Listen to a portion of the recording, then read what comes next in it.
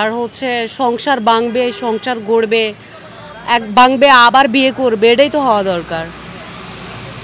সেটা যেটা হচ্ছে হিরো আলমের বউ রিয়ামনির কথা বলি আর হিরো আলমের কথা বলি, সংসার ভেঙে গেলে আবার নতুন করে সংসার হবে, এটা এটা তো খারাপ কিছু না। ভাঙবে গড়বে শেষ, আমার কাছে তো ভালোই লাগে। এরকম সংসার ভাঙবে আবার আরেকটা বিয়ে করবে, নতুন নতুন পাবে, মানে ভাঙবে আর গড়বে, এখান দিয়ে ভাঙবে এখান দিয়ে গড়বে নতুন করে, সমস্যা কি? আর আমরা যারা সিঙ্গেল আছি সিঙ্গেলেই থাকা ভালো, মানে আমাদের নতুনেরও দরকার নেই, পুরানোরও দরকার নেই, আমরা একা আছি, অনেক ভালো আছি, অনেক অনেক ভালো। একা থাকা মানে প্যারা থেকে মুক্ত, একা থাকা মানে হচ্ছে মানে ফ্রিডমভাবে থাকা, এর চেয়ে আর কি বলা যায়। আর যদি আমি মনে করি সিঙ্গেল থাকাই বেটার, মানে আমার মতে। যেমন এই যে বিয়ে তো করতেছে, ম্যাক্সিমামই বিয়ে করতেছে, বিয়ে ভাঙতেছে, আমি দেখতেছি। হয়তো হাজব্যান্ড পরে কিয়াতে চলে যায়, না হলে ওয়াইফ পরে কিয়াতে চলে যায়।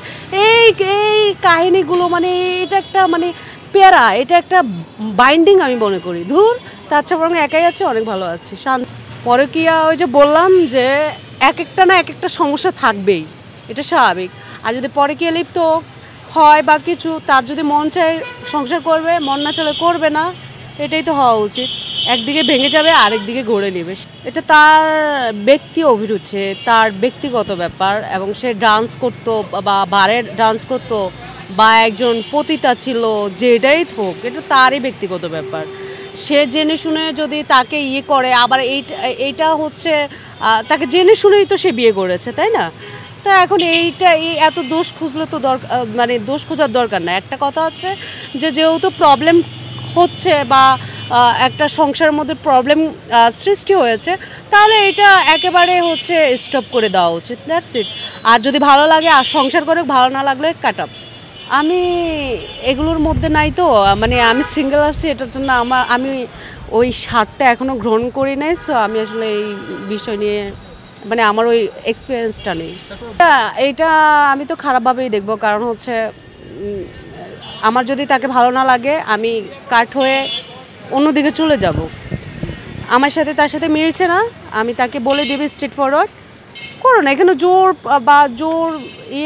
জোর করে কোনো কিছু হয় না, একটা সংসারও হয় না, জোর করে কোনো কিছু হয় না।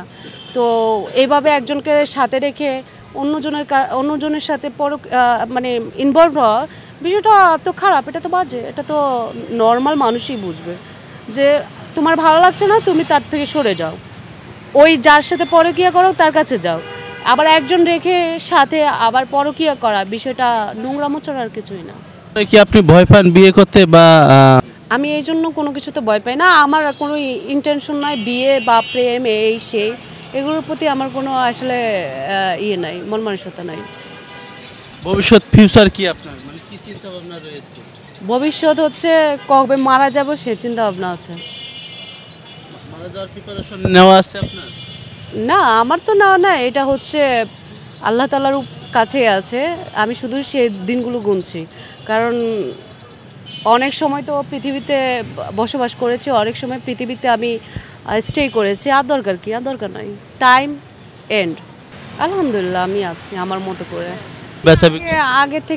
আগের মতোই আছি, ভালো আছি। তবে আগের থেকে নিরাপত্তাটা এখন নেই, যেটা হচ্ছে যতদিন না একটা সংসার বা একটা ভালো একটা সংস্কার হচ্ছে, একটা ইয়ে হচ্ছে, ততদিন অবধি দেশের সব মিলিয়ে আসলে প্রেক্ষাপট অনেক খারাপ যাচ্ছে।